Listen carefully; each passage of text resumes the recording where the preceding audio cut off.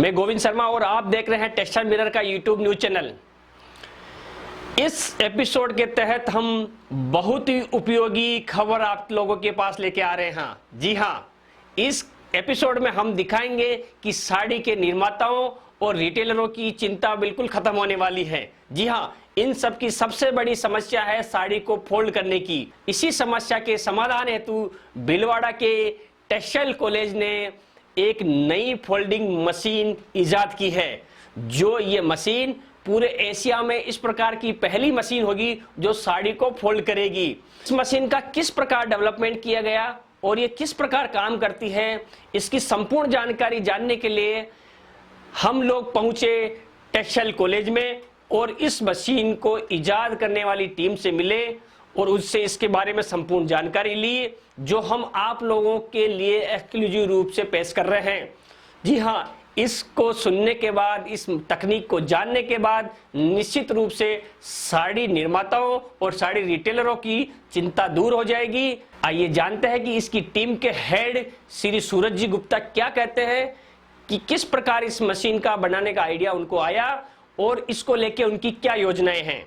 हर साल बच्चे final year में प्रोजेक्ट बनाते हैं, तो इस बार भी पिछले साल 2019 में जब बच्चे हमारे पास आए कि इस बार कैसा प्रोजेक्ट बनाया जाए, तो हर बार ऐसा होता था कि कुछ बच्चे ऐसा प्रोजेक्ट हाई फाई बनाते थे जो कि वर्किंग में नहीं आ पाता था लास्ट में। तो इस बार हमने सोचा कि बहुत ही सिंपल सा प्रोजेक्ट बनाते हैं, लेकिन वो उसको थोड़ा सा सामाजिक जो प्रॉब्लम्स हैं, जो सोशल प्रॉब्लम्स हैं, जैसे यहाँ पे टेक्सटाइल सिटी है, तो बच्चों ने सोचा कि कुछ ना कपड़ों की से रिलेटेड जो भी प्रॉब्लम आती है उस पर कोई प्रोजेक्ट बनाया जाए। तो मैंने उनको ये इनकलकेट किया था कि आप लोग थोड़ा इस पे सोचो कि जो प्रॉब्लम है, सोशल प्रॉब्लम है, उसको कैसे दूर किया जाए। तो उनके पास पहले से ही आइडिया था कि ये बनाया जाए, लेकिन उनको आराम से वो आसानी से कोई प्लेटफॉर्म मिल नहीं पा रहा था। तो उन्होंने ये तुरंत ये आइडिया मुझे बताया, तो मैंने कहा इसी पे काम करो तुम। तो फिर उन्होंने ये पूरा जो हमारे डिज़ाइन के सॉफ्टवेयर्स हैं उन पे उस पर काम करना स्टार्ट कर दिया और सारे डिज़ाइन कैलकुलेशन किया गया और उसको सिमुलेट करके डिज़ाइन सॉफ्टवेयर पे पूरा इसका वर्किंग मॉडल बनाया गया। अब वो उसके जो भी कंपोनेंट्स हैं, जैसे डिज़ाइन कंपोनेंट्स हैं, उसके जो साइज़ है, शेप है और उसके जो डायमेंशंस हैं, उसके अकॉर्डिंग उसको एक एक पार्ट्स को बना लिया है। उसकी असेंबली अभी बाकी है और उसका प्रोटोटाइप जल्दी बन जाएगा। तो ये मशीन किन किन लोगों के लिए उपयोगी रहेगी? सर, इससे पहले स्टूडेंट्स ने काफ़ी इंडस्ट्रियल टूर में पता किया था कि कुछ कंपनीज में गए थे, तो वहाँ पे उन्होंने देखा कि बहुत सारे कपड़े जो बनते हैं वहाँ पे उनको फोल्ड करने की बहुत दिक्कत होती है। तो उसके लिए एक प्रॉपरली एक आदमी की ज़रूरत पड़ती है, तो वो उसको फोल्ड करने में बहुत टाइम लगता था, तो उसमें प्रोडक्शन में थोड़ा सा टाइम ज़्यादा लग जाता था। तो उन्होंने ये बस देखा था और उसके बाद उन्होंने सोचा कि अभी तो इस कंपनीज़ के लिए हम लोग इतना बड़ा मशीन नहीं बना पाएंगे। तो उन्होंने वैसा ही रिलेटेड प्रॉब्लम उन्होंने देखा कि साड़ियों की दुकान या कपड़ों की दुकान पे देखा कि जब साड़ियों को लोग दिखाते हैं कस्टमर्स को, फिर वापस फोल्ड करने में बहुत टाइम लगता है। तो उन्होंने सोचा कि क्यों नहीं पहले हम लोग साड़ी पे ही काम करते हैं कि साड़ी को फोल्ड कैसे किया जाए। तो यहाँ अभी इससे केवल साड़ी हो सकती है, मतलब ड्रेस मटेरियल वगैरह? अभी जो भी डायमेंशंस अभी हमने डिज़ाइन किया है वो सिर्फ साड़ी के लिए है। बाकी हम लोग आगे उसको मॉडिफाई करके उसको मतलब फ्लेक्सिबल बनाएंगे कि दूसरे साइज़ के कपड़े को भी फोल्ड किया जा सके। तो इस मशीन को बनाने में लागत कितनी आएगी और कितने समय में ये बनके तैयार? सर, अभी क्या है कि जो अभी बच्चों का ये फाइनल ईयर प्रोजेक्ट है, तो अभी जो बना रहे बच्चे वो प्रोटोटाइप बना रहे हैं, तो उसमें लगभग जो खर्चे आ रहे हैं लगभग 20 से 35 हज़ार के आसपास आ रहे हैं। तो जो मॉडल बनेगा उसकी भी कीमत हम लोग सोचेंगे कि थोड़ा सा उसको भी रिड्यूस किया जाए, क्योंकि मॉडल एक्चुअल होगा तो थोड़ा सा ज़्यादा होना चाहिए, लेकिन बच्चे इस पे काम कर रहे हैं कि थोड़ा कैसे रिड्यूस किया जाए। जैसे कि बच्चे स्टार्टिंग्स में स्टील को यूज़ कर रहे थे, जो उसमें कुछ पार्ट्स हैं तो उसके स्टील यूज़ कर रहे थे, तो हम लोगों ने सोचा कि उसको क्यों ना हल्के जो मेटल है, जो सस्ते मेटल हैं उसको यूज़ किया जाए ताकि कॉस्ट को थोड़ा सा रिड्यूस किया जा सके। तो आगे इस मशीन को लेकर क्या योजना है आपको? जिस तरह से अभी जामा पहनाने के लिए फाइनल जाने मार्केट में पेश करने से पहले क्या तैयारियां करें?